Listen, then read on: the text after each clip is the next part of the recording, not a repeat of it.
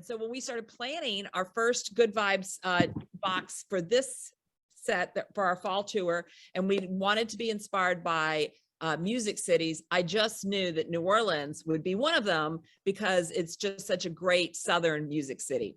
And then we like to kind of choose yarns that are in the same region.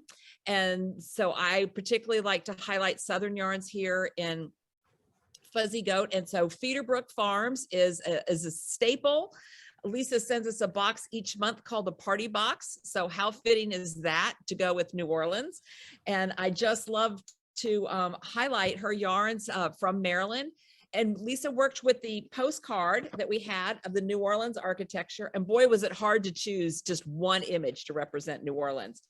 And then Lisa did this fabulous job of coming up with the colors and being inspired by that. And we named the yarn after a diverse neighborhood in New Orleans. So Gentilly is one of the names of a neighborhood there. And so now, before we actually start to talk to Lisa, we're going to watch a video that Lisa has just hot off the press. And so I'm going to share my screen again, and we're going to watch that video of Lisa's farm. So let me get that going here.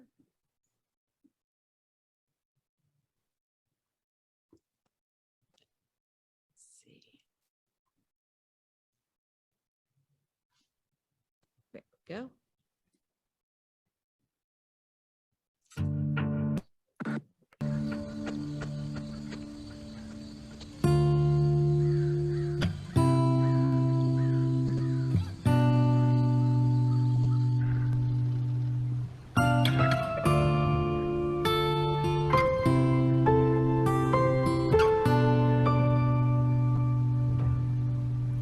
Feederbrook hasn't always been a sheep farm. I want to share with you the journey we've taken over the past 50 years.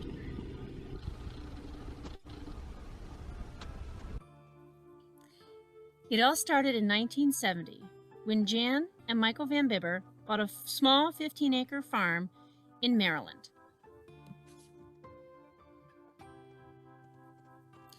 The first few years they lived there, they did some serious improvements on the property. This included renovating the 1740s farmhouse and putting in a pond for migratory waterfowl and other wildlife.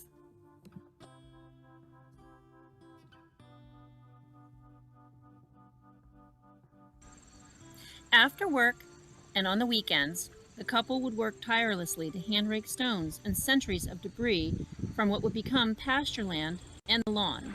They also planted many trees and began work on landscaping.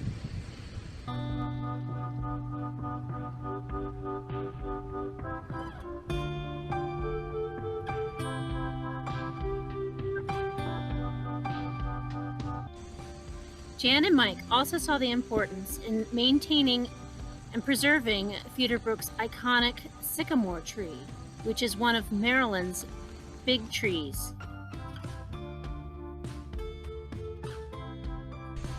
The farm got its name from Jan. She was inspired by the 3 feeder springs that flowed from the property. These 3 springs are still in use here on the farm today.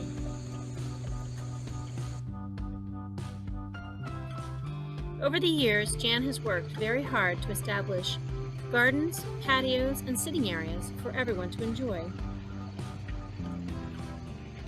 Many of these gardens resembling English cottage gardens.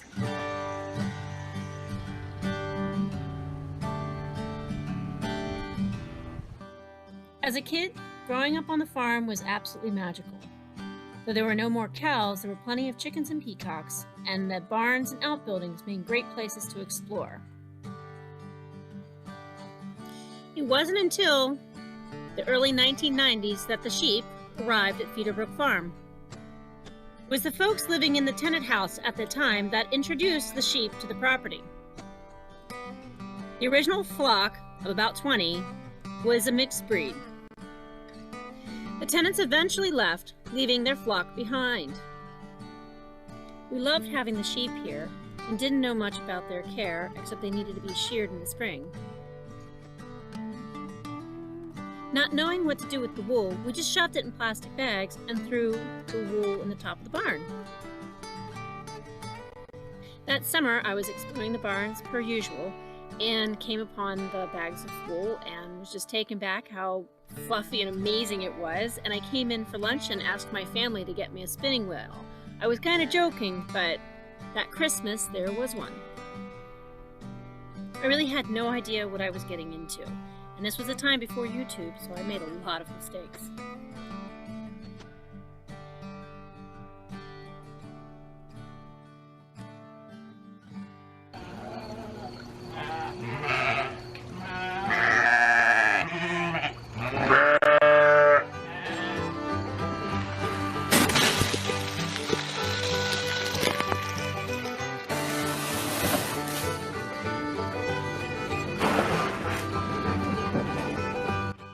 After a few winters of having to feed them grain and hay, we realized that keeping sheep costs money, and the more sheep you have, the more money it takes.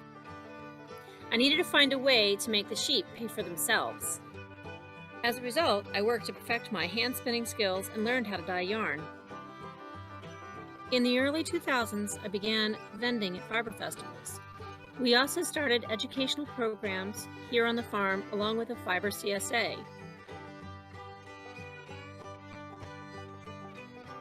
As the demand for my hand spun increased and the shows got bigger, I had to figure something out. The mill was able to mimic my hand spun yarn, and entropy was born.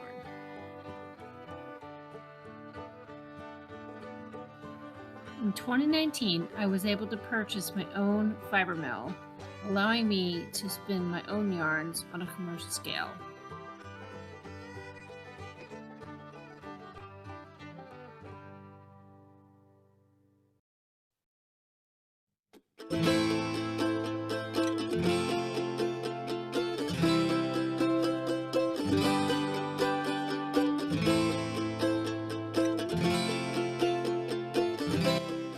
This journey has been amazing. Finding my way as a shepherd, inspiring and being inspired by color, fiber, and the people around me. Hopefully, Feederbrook will remain a sustainable and viable farm for generations to come. And the dreams of Jan and Michael Van Bibber of rebuilding and saving a small farm have been truly realized.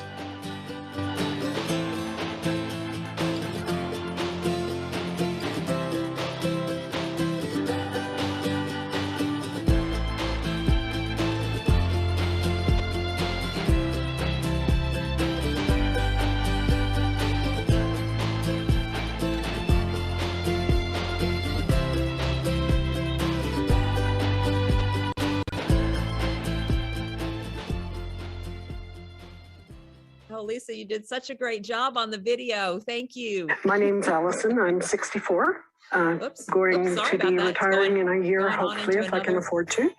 I live in my... Don't know who Allison is, but she's video is coming up next. All right. So Lisa, thank you so much for making the video and doing that. I mean, just your story is amazing. Just really. Thank you. Can you hear me okay? Can, yeah. Okay, and great. all three of us carry your yarn. So it's such a privilege to have your yarn in our stores and to share it, but also to have you join us today. And we have some questions. We asked the group ahead of time. So we have some for you. But before I ask you those, I know you just finished with the video. So was there something that I want to give you the choice. Do you have something that you wanted to say that maybe you didn't get into the video yet? Anything like other little thing that you want to tell us? I don't know. I was up until 2 o'clock last night working on it. It made my mom cry. So that was kind of touching. Yeah. So yeah, I wanted to say thank you to them and honor them by doing the video. Well, you did a really nice job. And the comments we're seeing here too, is people really like knowing the backstory of, and literally your back is into your business too. So, okay. So one of the questions we got was, how many skeins can you get from a single sheep? That is a very interesting question because there are a lot of variables. One is the size of the sheep. of course, if you have a smaller sheep, it's going to yield a lot less wool than, say, a big sheep. And also there's fleece density. So I'm going to say on a small sheep like a Shetland, you can get maybe 8 to 10 skeins, and those are 4-ounce skeins. On an average sheep, you're going to get between 30 and 40, depending on how much loss there is. If the fleece is really dirty, you can't put that into yarn. If there's too much vegetation, you can't use that either. So I'm going to say on average about 30 skeins per sheep. Wow. All right. And then that's every year, right? That's an annual event. Some breeds are sheared twice a year. The breeds that we have here, they're once a year. We have a fall shearing, which is coming up soon, I hope. And we have a spring shear. I prefer the fleeces from the fall because it doesn't have a winter's worth of stuff in it. Yeah. So another question we had is, what is your favorite fiber? Since the sheep, or or maybe we even want to say breed, I'm going to say my favorite fiber is wool. As far as my favorite type of breed sheep to work with in my hands, I truly love the blue-faced Leicester. It's a versatile, long staple, soft fiber that doesn't pill. It's really soft. I used a blue-faced ram this year as opposed to the Teeswater ram, and my babies are gorgeous. I love to look at them. They're just so pretty. Do all your sheep get names? Yes. So we have, every year we have a theme.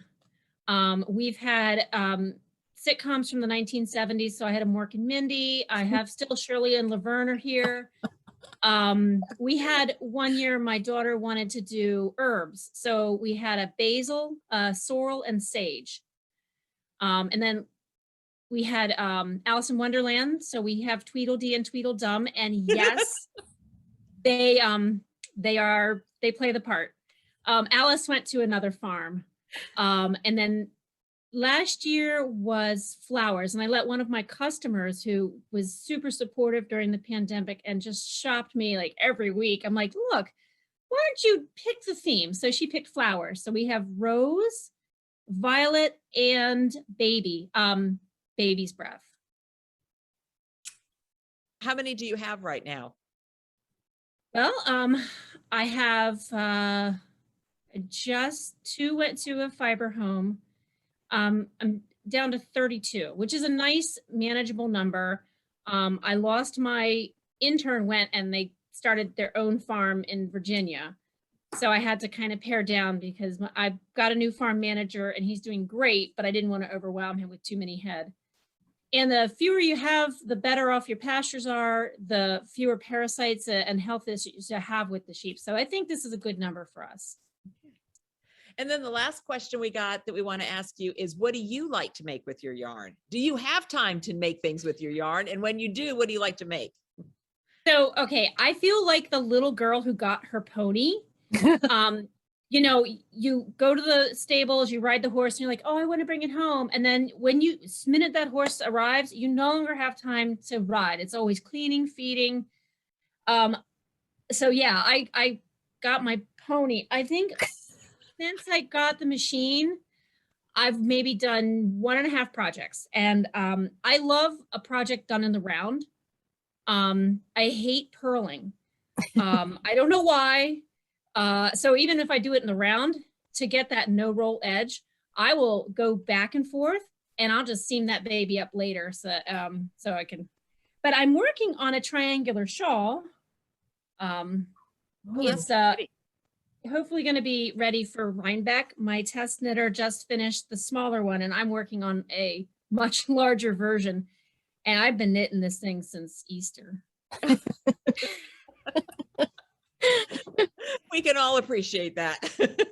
I think as yarn shop owners, we don't knit probably as much as we did before we had stores, but we're glad to be around it in other ways. Well, Lisa, we so appreciate you taking time out of your weekend to join us today. You're welcome to sit and listen to the rest of us talk about the project and all of that, but we're very grateful for all that you do. So thank you for that. Yeah. And thank you guys for, not just the shop owners, but the customers for supporting Feederbrook. Like, honestly, everything goes back into the animals. We're saving up for a repair on the gutter on the barn. And 2 years ago, we were able to put a new barn floor in and patch the holes. And my hay bill is ridiculous. The hay prices are no longer $3.50 a bale. I'm paying $8 a bale. So thank you. Yeah. Well, it's very satisfying to know when we support where it goes. So thank you for that.